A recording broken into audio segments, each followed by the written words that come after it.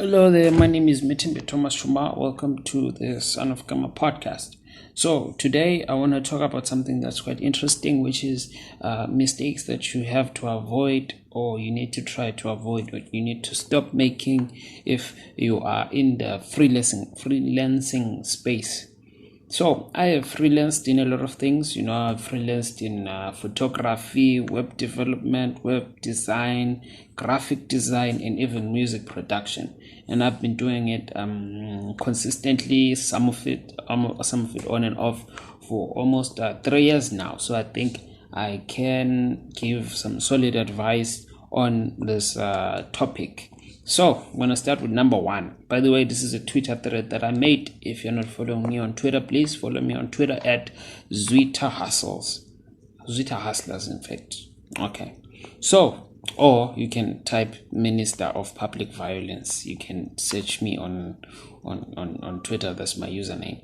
So I'm going to start with number one. Number one mistake that I made, which was not valuing my time properly. These are not in order, by the way. So by not valuing your time properly, I mean, when I started, I was so excited to get to work, to find some gigs to do, that I didn't take the time to research how much people get paid, what's the standard going rate for doing a particular job for someone, or how long it's going to take me, and what's the value of the time that I'm putting in, and how much some people across the world get paid for the same job.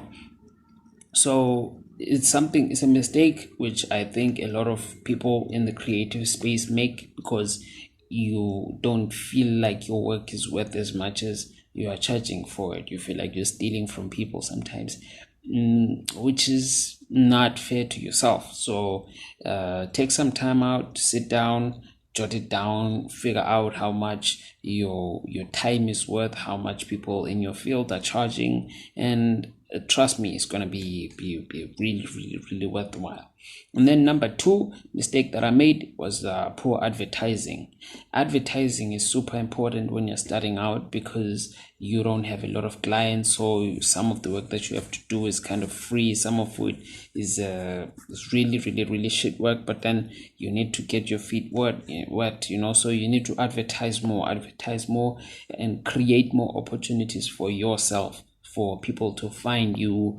And because people will not find you if they don't know that you exist or are offering the service. So you need to be in their face. You need to be every time, hey, I take photos, hey, I take photos, hey, I take photos, hey, I take photos, hello, my name is Metemba, I take photos, hi, who are you? I don't know you, but I take photos. So that every time that somebody has an event, they think, oh yeah, I know Metembe, he takes photos, so that you can actually get paid. So don't be shy in your advertising. Advertise, get your stuff out there. Make posters, even if they don't look good, get them out. Just do as much as you can to be in front of people's eyes as possible, as much as you possibly can. Don't be too reserved, because you need to be out there selling. You're selling yourself, you're selling your skill, you're selling your service, you're selling your time. So yeah. And number three is not maintaining a good portfolio. So if you're in the creative space, whether you're making designs, whether you're making music, whether you're making clothes, whatever it is that you're doing, you need to always maintain a very, very good portfolio. You need to always have your stuff in order, whether it's on Instagram, whether it's on Facebook, whether it's on Twitter, wherever. There needs to be a place where, and it has to be online, not just on paper, where when you meet somebody and they ask you what you do and they're interested, and you can potentially convert them into a client, you can easily show them your body of work. Like, easy. It shouldn't be hard. It should be easy to go from, hi, how are you? My name is Lokuzanin. I do this, and this is where you can find my work. It shouldn't be difficult. You don't need to walk around carrying a business card. You should have the link in your head or on your phone.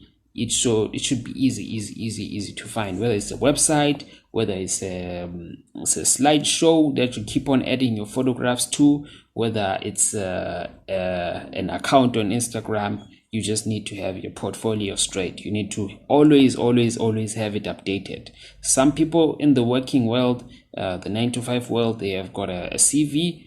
We in the creative space, we in the freelancing space, we have our portfolios. That's your CV, that's your qualifications, and you always need to have them up to date, because you're going to always be doing new work, you're always going to always be trying new techniques, and you're going to always be growing and improving. So that needs to be represented in your portfolio. For example, if I show you my portfolio from 3 years ago or 2 years ago, and I show you the one that I have now, I'm super embarrassed to show you the one that I had 2 years ago, because the work wasn't as good, but now it's better, so it also gives me confidence to charge more money. So number 4, I think, is not taking into account the improvement in your services and your products. This is a mistake that I'm extremely guilty of myself, where sometimes you charge the same amount of money for a vastly improved product for way too long, because you have a fear of losing customers or clients and all of that. But that's sort of like part of the process that you have to go through. You have to lose a bunch of customers who are not really worth the quality of work that you have now. I know it sounds really bougie, but trust me, it's not. It's really important for you to understand that particular part, that if you're charging $5 for a beat or a logo or whatever, and you're doing it for 1 year, are you telling me that your beats from 1 January to 31 December, or your logos to 31 in a full year, you haven't improved, you haven't learned one new technique? What cost have you been accumulating by putting your more time into researching new techniques and new ways of doing the thing that you're doing? Why are you not taking all of that investment that you've been putting into your craft and pushing it onto the customer as well? Because that's costing you money. So every time that you improve, it should reflect in the checks that you're getting. It's going to diminish the volume of the checks that you get. I'm not denying that one. But what it is going to improve for you is the quality of the checks that you're getting. The quality of the jobs that you get also improves, because while every month you were getting $35 checks or $35 payments, maybe now instead you're gonna get $300 payments. That's, to me, in my opinion, is much better than the latter, because maybe in the next month after that you're gonna get $500 checks, or even maybe $500 checks and one $200 check. So just take into account the improvement in your product or service. This is number 5, I think. It's always keep in mind that you have to work on your after sales services. After sales services are very important. Check on your customers, check on your clients. Are they happy? Do they need something tweaked? Do they need you to explain them something? Do they need you to give them a little tips? Are you going to give them some freebies, some free advice, some free giveaways on their new business, or give them resources that you find online that they can use for their own businesses? This is called after sales services. You need to really improve that. There's no department when you're freelancing. There's no department for HR, there's no department for marketing. It's just you. It's just it's just you, only you, and you need to be the one who's doing all of these things. And it sounds difficult, it sounds overwhelming, but you need to split your time during the day to have time for all of that. You need to have a schedule.